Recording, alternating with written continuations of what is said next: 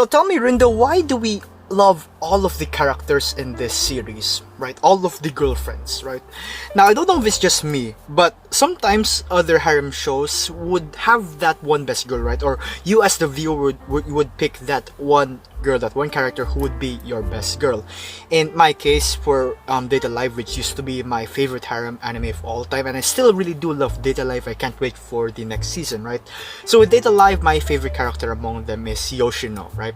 And my feelings for the other characters are just as good, but not to the same level of worship as I have, right, with Yoshino, right? But with Hyakuno, it's different because all of the girlfriends are best girls, right? I mean, yes, that is true, of course, but what I truly mean is that I genuinely love each and every one of them. I consider all of them to really be my number one, right? And yeah, please believe me when I do say that I really like them to the highest degree possible, and I consider them all to be really good, waifus, so to speak, right? But why is that the case?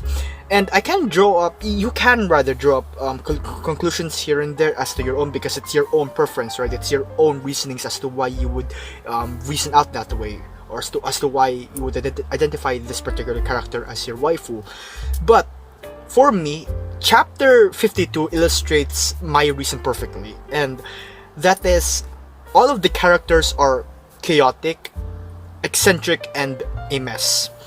Now, in this chapter, in chapter 52, Chiyo is introduced to the Rindoro family, and her whole shtick is that she likes everything, in order, right, in place. And she goes on correcting the many quirks of the girlfriends, right? And now the point of this is to show that, imperfections is what makes perfection. And the Nakamura sensei is so incredible enough to write these characters to be so out of the box, so unpredictable, and so full of twists and turns, yet still manages to write them to be so full of life, and even more so as the story goes on, where we get to see more sides of these characters, and we also get to see them as someone much deeper, right? Now, the way that he takes these generic tropes, right, of a character, he dials it up to 100, right? The way that he creates gap moes as well of these characters, unlike any other that I've seen, it's just beautiful. And the way that he sustains that character trait, that character personality, energy, and synergizes it with other clashing personalities, that is what creates such a fun and endless combination of girlfriend stories, girlfriend pairs to create a story with, right? Thus allowing us to see more of their sides.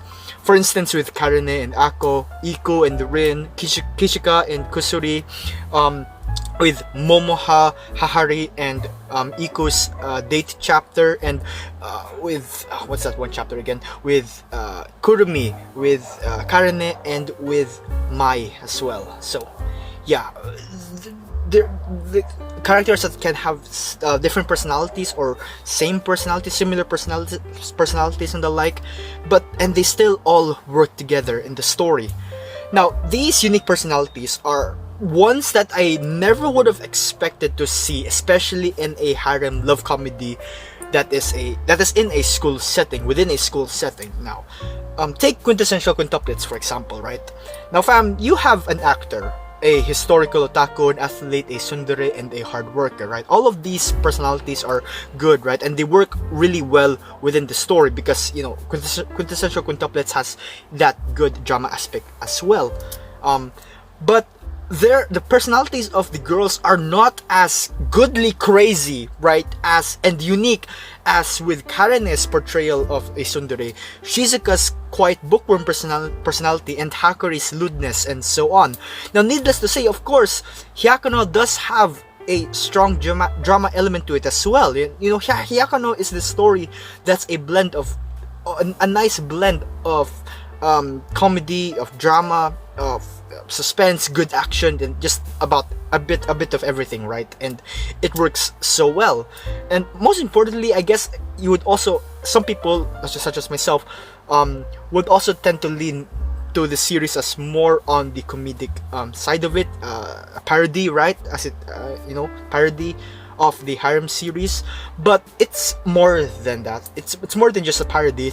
It's a whole new league of its own, right? Now, furthermore, you would also, if you were to pair that sort of, the unique story of the characters, right, the girlfriends, and the sort of, art style, the gorgeous, beautiful art style of Nozawa Sensei.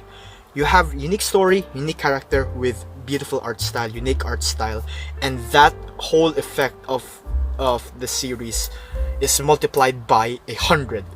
And it's not to say that these girls are just, funny and just for laughs and all that, right? Because, we do tend to, forget that along the way, right? Because of how much emphasis on the comedy and is shown. But their own individual arcs, right? Their debut chapters, when we get to see their backstory as well, and other aspects, are full of these moments where we can truly sympathize and relate to them so much. And of course, not only as I said, not only towards their backstory, but even through just their personality in general. I'm talking to you, Momiji. But yeah, so for instance, like how Momoha likes drinking, right? And I like drinking, and there's also that sort of aspect to how Momoha can be this ethical and genuinely good person. That sort of aspect also captivated me as a reader, and the more that I read into it, the more I learn about her, the more that, yep, I really do like Momoha. And yeah, which is also why I dubbed her as my spirit animal. I really love how fun Kusuri and Nadi can be. I love Nano, Kurumi, and Karene's retorts to a joke.